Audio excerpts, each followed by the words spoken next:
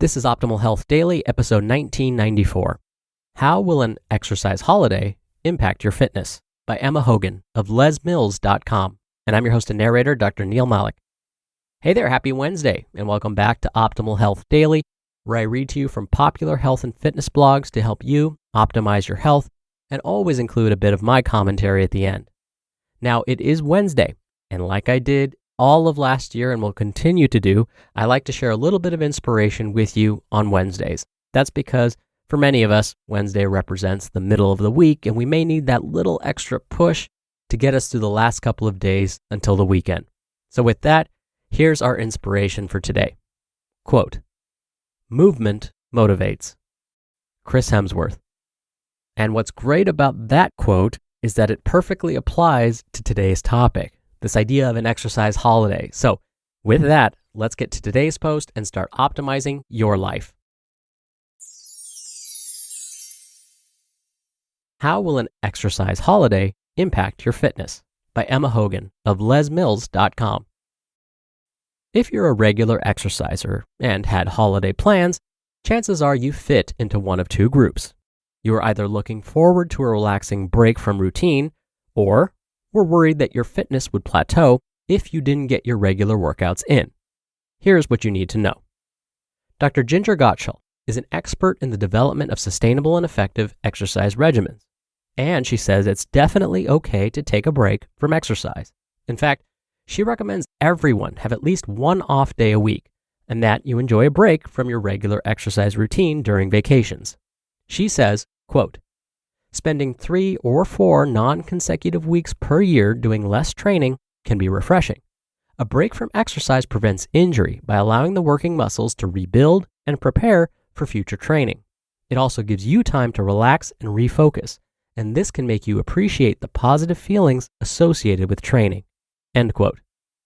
Using periods of reduced activity to improve performance is something competitive athletes have been doing for decades.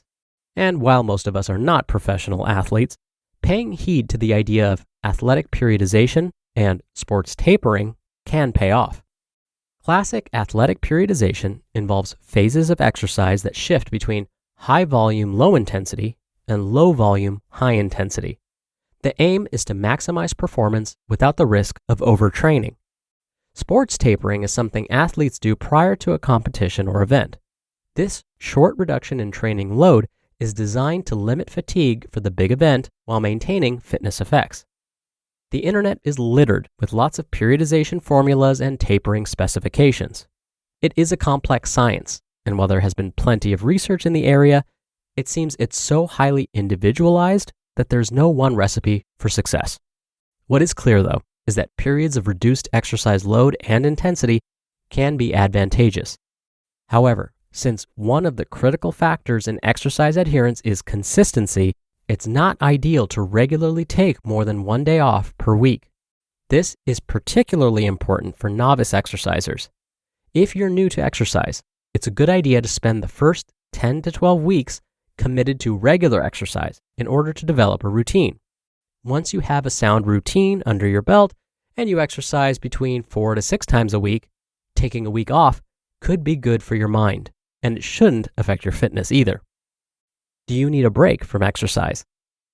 According to Dr. Gottschall, signs that indicate you may need a break from your exercise routine include a high resting heart rate, a low exercise heart rate, inability to fall asleep, lack of energy, inability to focus, and negative feelings about exercise. How quickly can your fitness go downhill? Detraining rates all depend on the individual, but as a general rule, you can expect to lose specific fitness skills more swiftly than basic core skills. Many believe you typically have around 2 weeks until your aerobic fitness starts to decline. A study of well-trained regular runners who had been training consistently over a 4 to 6 month period shows that for the first 10 days of inactivity, there's a minimal decrease in VO2 max. This is a measure of cardiovascular fitness. But from there, it goes downhill as your heart's ability to efficiently pump blood reduces. Beginners and those with a smaller base of fitness will lose fitness at a faster rate than seasoned exercisers.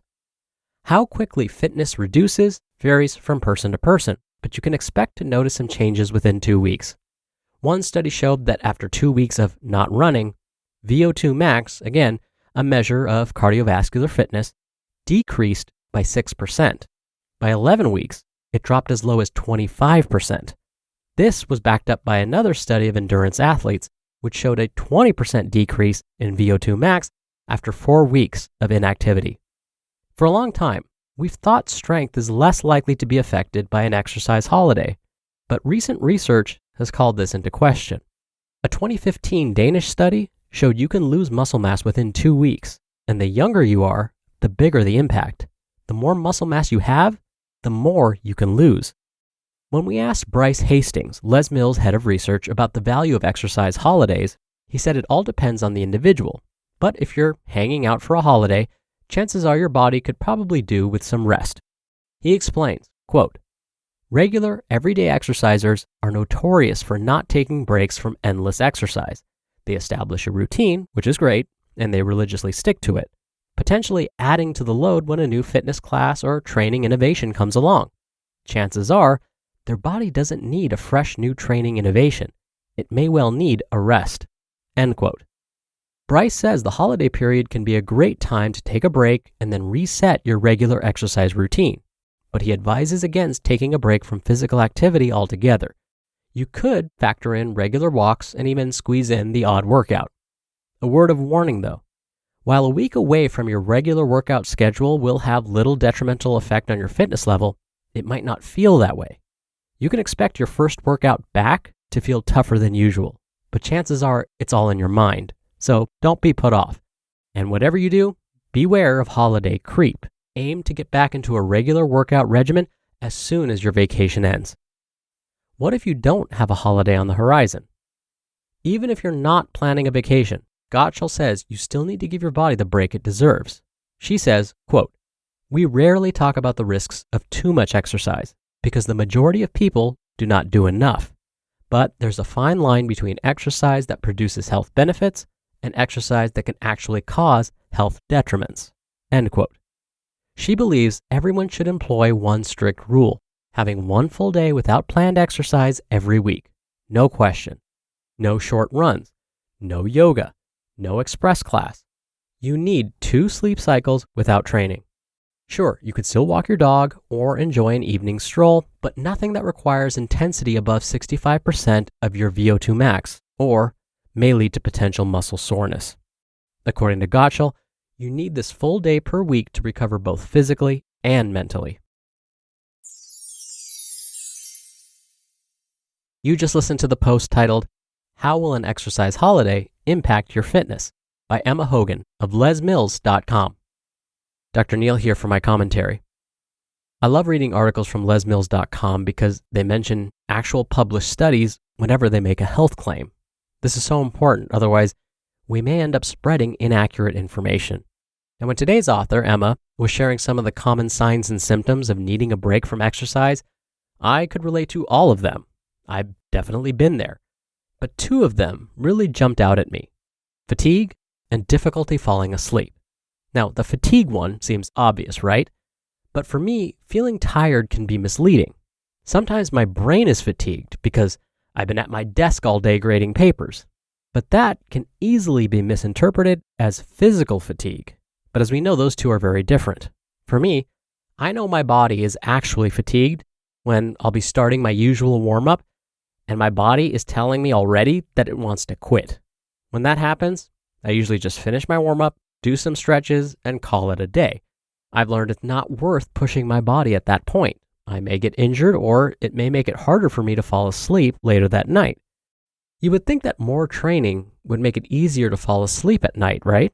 This is true, but only up to a certain point. When we overtrain, we end up pumping too many stress hormones into the bloodstream, and these stress hormones can then mess with our sleep cycles.